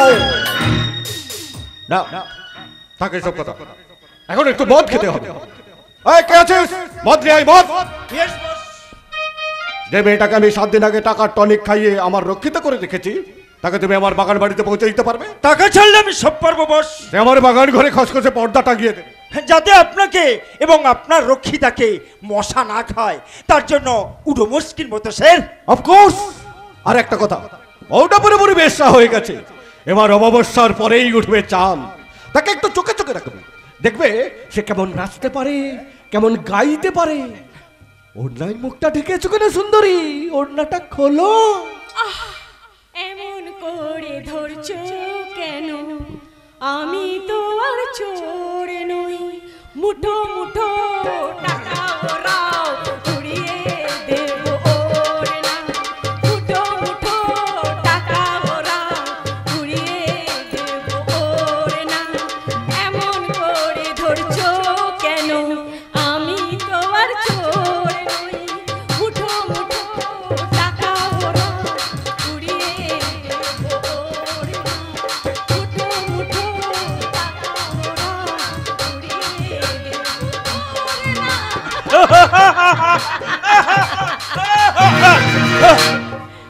আশা, আশা তুমি শেষ পর্যন্ত। না আশা, না, এই পৃথিবীতে আমার আর বেঁচে থাকার কোনো মানে হয় না। তাই এই পৃথিবীতে আমি আর বাঁচব না আশা, আমি আর বাঁচব না, আমি আর হ্যাঁ সুন্দরী, তোমার স্বামী স্বর্গে পৌঁছে গেছে, এখন আমাকে স্বর্গীয় সুখ দিতে তুমি আমার কামনার বলি।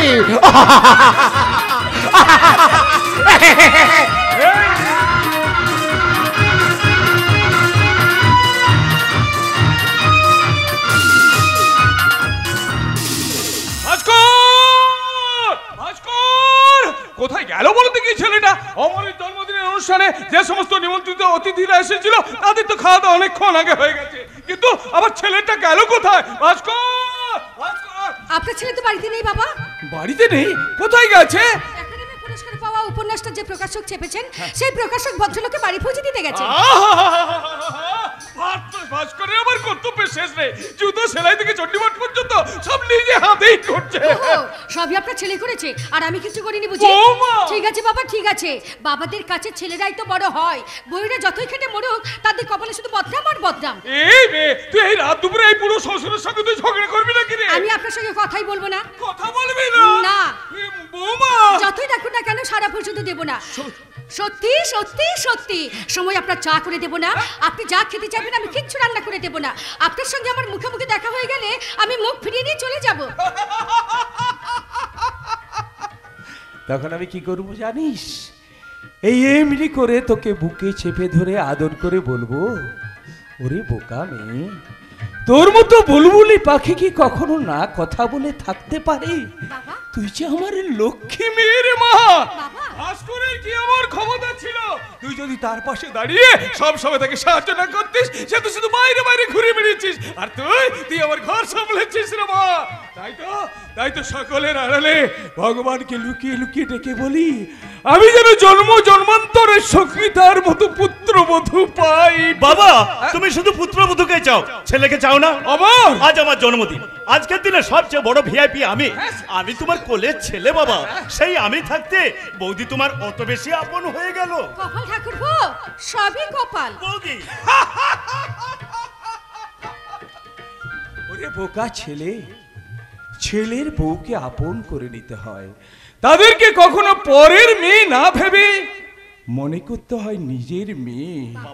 এখানে যত শ্বশুর আর বৌমারা আছেন তাদের সবাইকে বলছি শুনুন, যে সংসারে শ্বশুররা বৌমাদেরকে নিজের মেয়ে মনে করে আর বৌমারা শ্বশুরদেরকে মনে করে নিজের বাবা, সেই সংসারে শ্বশুর বৌমার ঝগড়া নিয়ে কোনোদিন অশান্তি হয় না আর হতেও পারে না। শুনলে তো ঠাকুরপো, বাবা নিচের মুখে এতগুলো লোকের সামনে আমাকে কত ভালোবাসার কথা বলে গেল। তা তো বলবে, তুমি আসার পর থেকে বাবার ভালোবাসা ভাগ হয়ে গেছে। যখন তোমার বউ আসবে তখন বাবার ভালোবাসা আর একবার ভাগ হয়ে যাবে, তখন তুমি কি করবে ভাই? আমি বিয়েই করব না। আচ্ছা দেখা যাক, আর তো মাত্র কটা বছর, শেষ পর্যন্ত এমন অবস্থা হবে যেন একবার ডাকিলেই খাইবো। সে তুমি যতই বলো বৌদি, বিয়ে আমি করব না, কিন্তু কিন্তু বাবার যদি কষ্ট হয়, তুমি যদি দেখে শুনে একটা ভালো মেয়ে পছন্দ করে দিতে পারো, দাদা যদি বলে এই ওমর আমি বলছি তোকে এই মেয়েকেই বিয়ে করতে হবে, তখন তুমি বলো বৌদি আমি কি দাদার কথা অগ্রাহ্য করতে পারবো? ওরে শয়তান, ভেতরে ভেতরে এত দূর। দাঁড়াও, তোমার দাদাকে বলে আমি তোমার দেখাচ্ছি মজা। না না বৌদি, তুমি যে নতুন সব কথা দাদাকে বলো না, আগে আমার বিয়ের সময় সঙ্গে যাওয়ার সে নিতমরের জন্ম হোক। গুড নাইট বৌদি, আমি শুতে যাচ্ছি। কি বিচ্ছু হয়েছে ছেলেটা, এটা সবাই আমাকে পাগল করে দেবে। যেমন হয়েছে দাদা তেমনি হয়েছে ইস, কত রাত হয়ে গেল, উনি কখন ফিরবেন কি জানি। যখন ফিরুক, আমি এই বারান্দায় একটু ঘুমিয়ে পড়ি ততক্ষণে।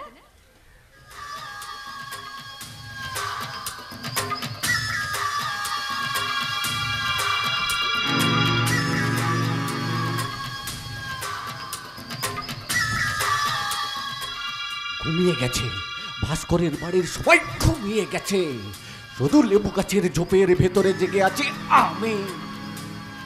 ভাস্করের জীবন থেকে সেই হারামজাদি মেয়েটাকে আমি সরিয়ে দিতে এসেছি। ওকে সরিয়ে দেওয়ার আগে ওর যৌবনটা একটু চেকে দেখবার জন্য ওকে তুলে নিয়ে যাবো আমার বাগান বাড়িতে। গঙ্গাকে হারিয়ে ভাস্করের লেখার কলম চিরদিনের জন্য বন্ধ হয়ে যাবে।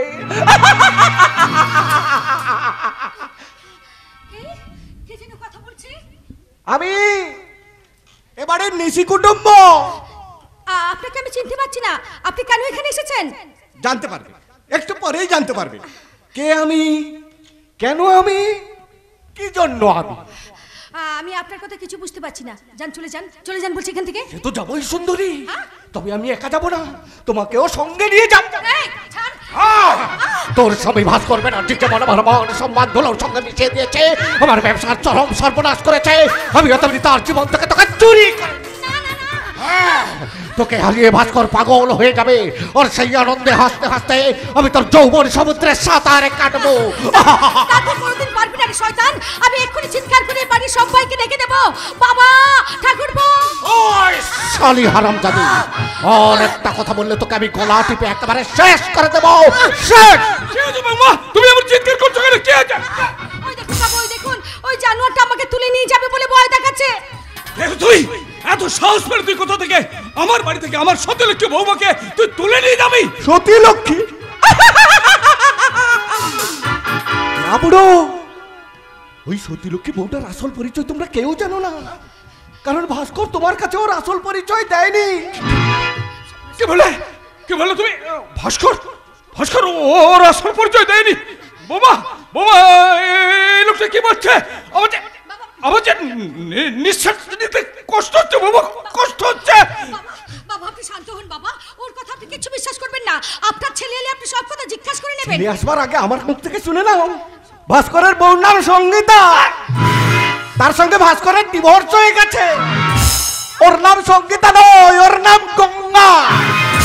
ও তোমার সঙ্গে অভিনয় করছে, ও তোমাদেরকে ঠকিয়েছে।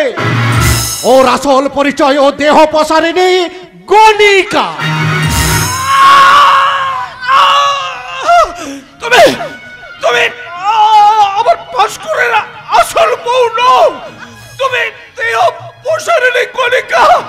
তোমার নাম গঙ্গা। তুমি আর ভাস্কর আমার সঙ্গে মিথ্যে অভিনয় করেছ। অভিনয়। তুমি আছো না, আমাকে চেও না। তুমি আর ভাস্কর আমার সঙ্গে মিথ্যে মিথ্যে।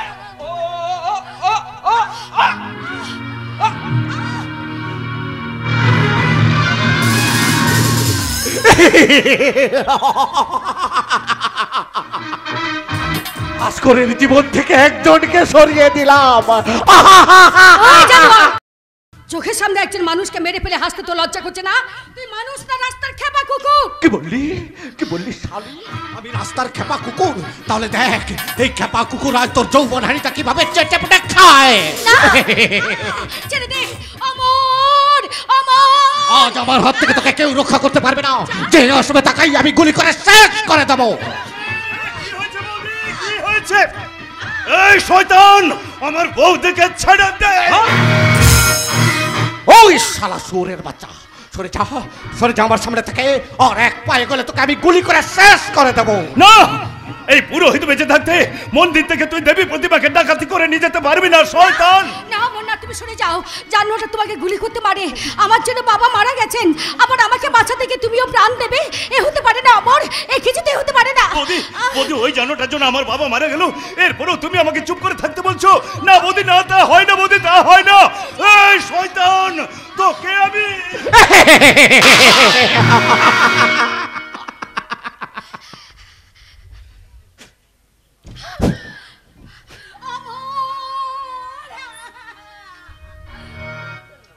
ভাস্করের বাবাটা মরল, ভাইটা অকালে প্রাণ দিল। এবার হারামজাদি মেয়েটাকে তুলে নিয়ে যাব। কি দুরন্ত যৌবন মেয়ে বাবা! কে যেন আসছে বলে মনে হচ্ছে। মেয়েটাকে তুলে নিয়ে যাব না, যদি ধরা পড়ে যাই আমি ভাস্করের জীবন থেকে তার বাবাকে ভাইকে সরিয়ে দিয়ে তার উপন্যাস লেখার হাতটা আমি কেটে দিয়ে গেলাম। সেদিন আমাকে জুতো চড়ে মারার প্রতিশোধ নিয়ে গেলাম। আমি আবার লেবু গাছের ঝোপের ভেতরে লুকিয়ে সঙ্গে কি হলো? কেউ কোনো সাড়া দিচ্ছে না কেন? বাবা, অমর, সঙ্গীতা, কি সবাই এভাবে মাটিতে পড়ে আছে কেন? বাবা, অমর, সঙ্গীতা, সঙ্গীতা, সঙ্গীতা, সঙ্গীতা, কে আমাকে ডাকছে? আমি। তুমি ফিরে এসেছো? বাবা, ভাই এভাবে পড়ে আছে কেন? বাবা, বাবা, বাবা আমাদের ছেড়ে চিরকালের মতো চলে গেছে।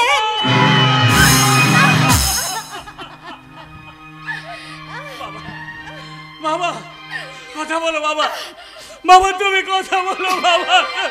একটা জানুয়ারির গুলিতে প্রাণ হারিয়েছে আমাদের অমর।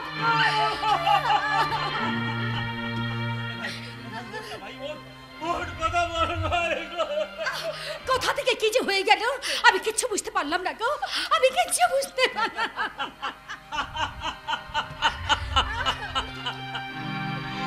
সংসারের সঙ্গীত আজ শেষ হয়ে গেল। সঙ্গীতা, বাবা চলে গেল, ভাইটা প্রাণ হারালো, এখন আমি কি নিয়ে থাকবো বলো সঙ্গীতা, বলো আমি কি নিয়ে থাকবো? এই তো জীবন, হিংসা বিবাদ হোক বিদেশ, চিতাতেই সব শেষ, হায় চিতাতেই সব শেষ। এই তো জীবন, হিংসা বিবাদ হোক বিদেশ, চিতাতেই সব শেষ, হায় চিতাতেই সব শেষ। এই তো জীবন। বাবা, একটি বিশেষ ঘোষণা, যাত্রার শেষে কমিটি দাদা ভাইদের অনুরোধে আমাদের দলের কিংবদন্তি নায়িকা পূর্ণিমা ঘোষ এবং যাত্রার গায়ক নায়ক তাপস কুমার আপনাদের সামনে গান পরিবেশন করবেন।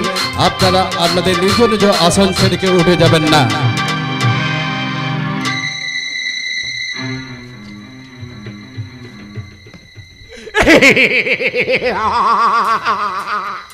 প্রতিহিংসায় অন্ধ অজিত মুখার্জিকে তোর কেউ শাস্তি দিতে পারবি না রে শয়তানের দল।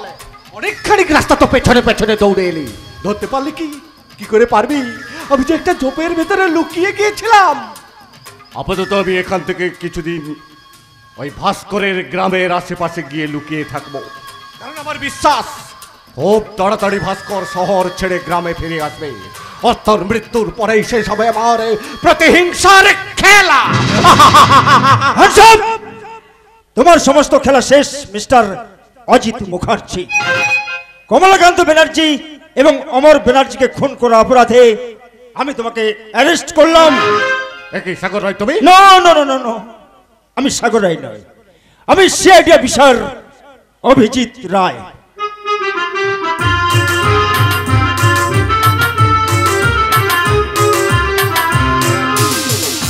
তোমার সমস্ত পাপের সাক্ষী হয়ে থাকার জন্য নকল লেখকের ছদ্মবেশে আমি তোমার পেছনে ঘুরে বেড়েছিলাম। তোমার পাপের 16 কলা পূর্ণ। এবার চলো, জেলের সেলে বসে বাকি জীবনটা পাপের প্রায়শ্চিত্ত করবে। অজিত মুখার্জি, তোমার খেলা শেষ।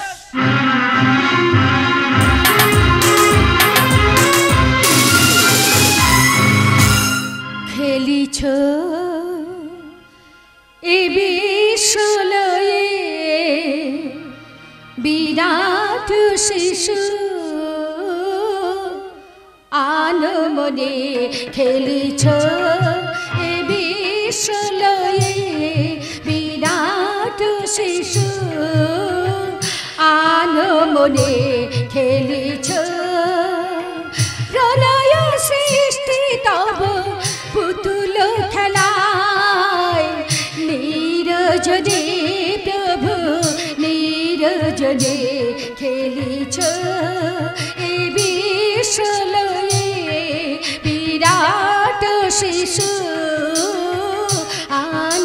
জীবনে খেলিছ। গঙ্গা, গঙ্গা, এ কি আজ তুমি আমাকে গঙ্গা বলে ডাকছো কেন? তুমি আমার কুসংস্কারাচ্ছন্ন মানসিকতার সব ময়লা ধুয়ে দিয়েছো বলে, আমি আমার অবচেতন মনে বিস্মৃতির সমুদ্রে হারিয়ে দিয়েছো বলে, তুমি আমার সাহিত্য সৃষ্টিতে প্রেরণা দিয়েছো, বাবার শোকে চোখের জল ফেলেছো, ভাইয়ের অকাল মৃত্যুতে কেঁদেছো, কিন্তু আমি তো তোমাকে কিছুই দিতে পারিনি। পর্বত বলছে পৃথিবীকে আমি কিছুই দিতে পারিনি। গঙ্গা, বাতাস বলছে ফুলকে আমি কি দিয়েছি? কি বললে? এক টুকরো খাঁটি চন্দন কাঠ খয়ে খয়ে নিঃশ্বাস বলছে কি দিয়েছি আমি এক পূজারিনীকে।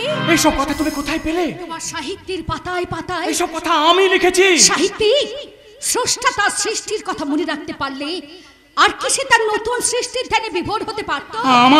তুমি তোমার পবিত্র চরিত্রে চন্দন গন্ধ দিয়ে একটা গণিকাকে মণিকারে শোকেশে সাজিয়ে রাখা একটা দামি অলংকার বানিয়ে দিয়েছো। হৃদয়ের ফুলটাকে তোমার ভালোবাসার বাতাস দিয়ে ফুটিয়ে তুলেছো।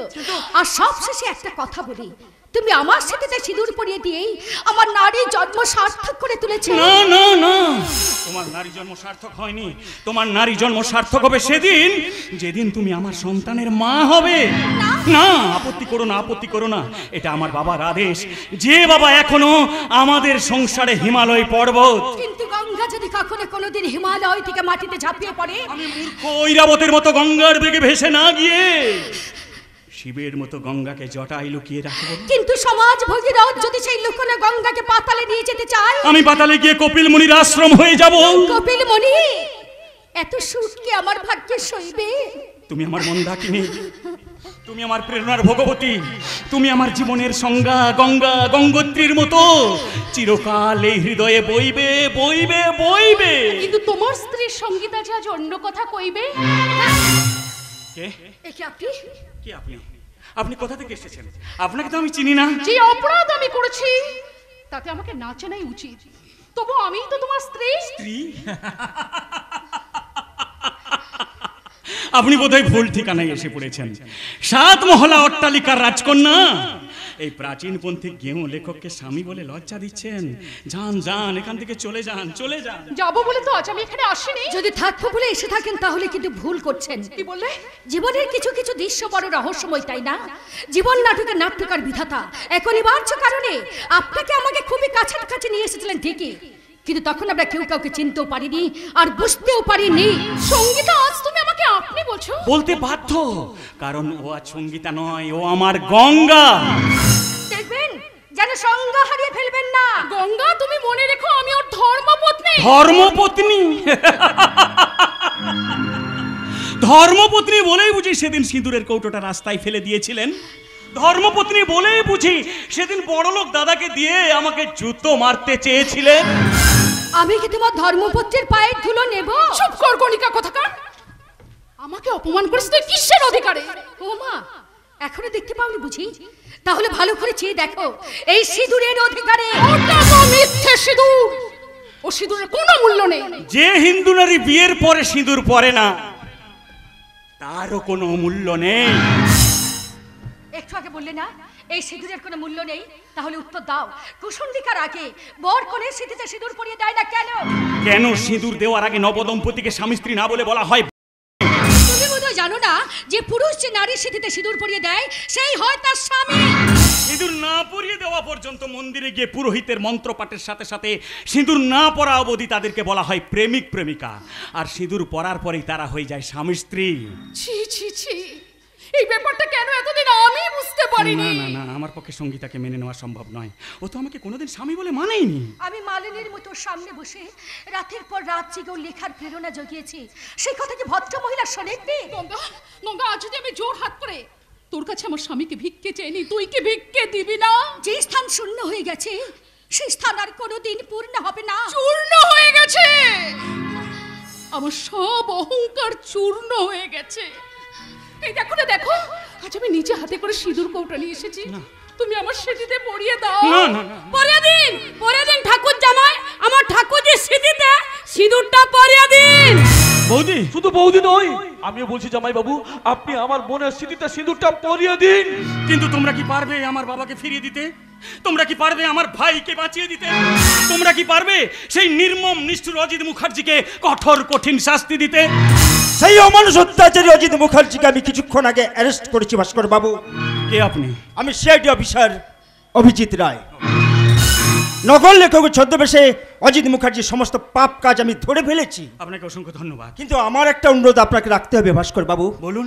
অনুশোচনায় ক্লান্ত সঙ্গীতা স্মৃতিতে সিঁদুর পরিয়ে দিয়ে ওকে আপনার স্ত্রীর মর্যাদা দিন। না না না, তা হয় না, তা হয় না, তা হয় না। গঙ্গা, গঙ্গা একমাত্র তুই পারিস আমার হারানোর সম্মান আমাকে ফিরিয়ে দিতে। তাই আজ আমি তোর সামনে নতু জানু হয়ে বসে অঞ্জলি পেতে ভিক্ষে চাইছি। সঙ্গীতা দি, যে ভালোবাসা দিয়ে তুই আমার স্বামীকে ভালোবেসেছিস, তুই আমাকে সেই ভালোবাসা ফিরিয়ে দে। তুই তোর ভালোবাসার মানুষটিকে বলে আমাকে সিঁদুর ভিক্ষে দে। না না, তা হয় না, তা হয় না। একটা আকাশে দুটো চাঁদ কখনো থাকতে পারে না। দুটো চাঁদ থাকতে না পারলেও দু রকম চাঁদ তো থাকতে পারে। কি বললে? হ্যাঁ গো লেখক, ফিনকি ফোটা জ্যোৎস্না রাতে ধবধবে আকাশের বুকে পূর্ণিমার চাঁদ, তেমনি তার কিছুদিন পর পশ্চিম আকাশে দিক চক্র বাজে দ্বিতীয় তিথির এক ফালি চাঁদ হতে ওঠে। আমি সেই দ্বিতীয় চাঁদের মতো পশ্চিম আকাশে হারিয়ে যাব। গঙ্গাই আজ ভাটার টান লিখেছে গো, ভাটার টান। সে আজ খরস্রোতা হয়ে ছুটে যাবে মহাসমুদ্রের দিকে। জোয়ার আনা গঙ্গার দুই পাশে উড়ে বেড়াবে অসংখ্য স্মৃতির পাখিরা। গঙ্গা না না, আপনারা কেউ এই কথা বলবেন না। গঙ্গা আমার জীবনের প্রেরণা, গঙ্গা আমার জীবনের দোতনা, গঙ্গা আমার জীবনের চেতনা। বলো না, বলো না গো, ও কথাটা আর তুমি বলো না। বলবো বলবো, আমি ওই একই কথা সারা জীবন বলবো। আমি আমার সাহিত্যের পাতায় পাতায় লিখবো, আমি তোমাকে ছাড়া অন্য কোনো মেয়েকে আমার হৃদয়ে স্থান দিতে পারবো না, কিছুতেই না, কিছুতেই না। গঙ্গা, তুমি ওকে বোঝাও, বোঝাও।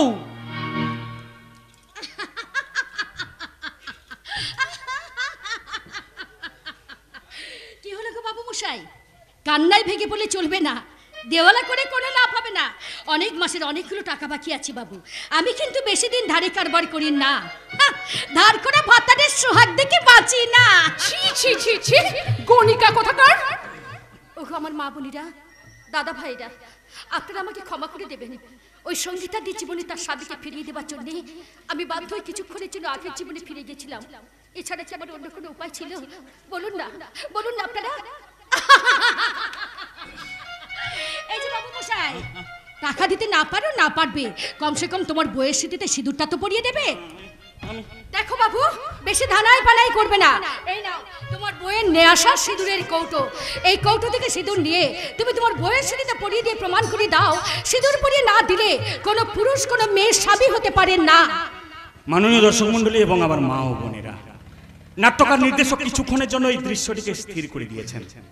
এখন নাট্যকার নির্দেশকের প্রতিনিধি হিসেবে আমি জানতে চাইছি, ভাস্কর ব্যানার্জি সঙ্গীতার স্মৃতিতে সিঁদুর পরিয়ে দিয়ে তাকে স্ত্রী বলে মেনে নেবে, নাকি অন্ধকার থেকে আলোয় ফেরা গঙ্গার স্মৃতিতে আবার সিঁদুর পরিয়ে দিয়ে তাকে স্ত্রী বলে মেনে নেবে? আমি 1429 সালের প্রতিনিধি, আমি বলছি আপনি আপনার স্ত্রী সঙ্গীতার স্মৃতিতে সিঁদুর পরিয়ে দিয়ে ওকে স্ত্রীর মর্যাদা দিন। আমি 1450 সালের প্রতিনিধি, আমি বলছি আপনি আলো চরিত্র, শিক্ষার চরিত্র, সমাজ সংসারের ধর্ষিতা চরিত্র গঙ্গার স্মৃতিতে সিঁদুর পরিয়ে দিয়ে গঙ্গাকে স্ত্রীর মর্যাদা দিন। না, আমি 1429 সাল এই ঘটনা আমি কিছুতেই মানবো না। 1450 সালের দাবি মানতে হবে। না, আমি মানবো না। মানতে হবে। না, মানবো না। মাননীয় দর্শক মণ্ডলী এবং আমার মা ও বোনেরা, সমাজের শৃঙ্খলা বজায় রাখার জন্য আমাকে 1429 সালের শৃঙ্খলাকে মানতেই হবে। তবে এটাও ঠিক, 1450 সালে 1429 সালের কুসংস্কার তার প্রাচীন চিন্তাধারাকে পরিবর্তন করতেই হবে। নাট্যকার এই নাটকটি 1450 সালে লিখলে হয়তো গঙ্গার স্মৃতিতে সিঁদুর পরিয়ে দিতেন, কিন্তু এখন তা পারলেন না। তাই তো ভাস্কর ব্যানার্জিকে দিয়ে বলালেন, গঙ্গা তুমি 1429 সালের লাঞ্ছনা, বঞ্জনা, গঞ্জনা বুকে নিয়ে ঢেউয়ে ঢেউয়ে, ধুয়ে ধুয়ে বয়ে যাও, বয়ে যাও, বয়ে যাও। তোমরা সুখ নিয়ে যাও, শান্তি নিয়ে যাও। আমি তোমাদের ব্যথা বেদনা বুকে নিয়ে নকল স্বামীর ঘর ছেড়ে ওই চাঁদ মামার কাছে চলে যাই।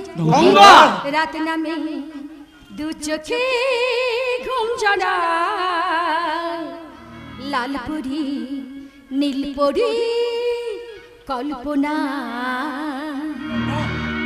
রাত নামে দু চোখে ঘুম জড়ায় লাল পরি নীল পরি কল্পনা